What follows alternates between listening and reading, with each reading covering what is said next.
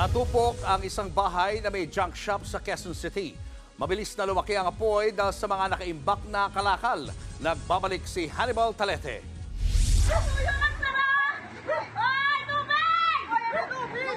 Pasado alas 11 kagabi nang mabulabog ng sunog ang ilang residente sa barangay Payatas B, Quezon City. Nilamon ng apoy ang isang bahay na may junk shop. Naging mabilis ang pagkalat ng apoy dahil sa mga laman nitong kalakal. Puro kasi dry siya eh. Plastic, tapos yung mga papel, tapos yung mga styro, may basura din kasi, nakaimbak. Ang ilang residente kumuha na ng balde at tumulong sa pag-apula.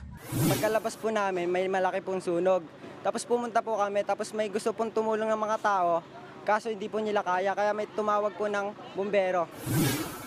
Sa kabila niyan, lumaki pa rin ang apoy at nasunog hanggang ang ikalawang palapag ng bahay. Dumating din naman ang mga bumbero kalaunan. 11 fire truck ang responde bukod sa mga fire volunteer.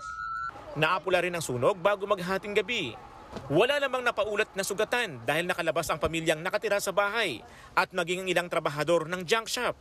Patuloy ang investigasyon ng Bureau of Fire Protection kaugnay sa pinagmulan ng sunog at kung magkano ang halaga na natupok na ari-arian.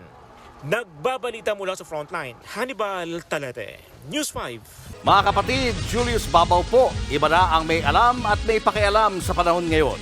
Para sa frontline ng mga balita, mag-follow at mag-subscribe sa social media pages ng News 5.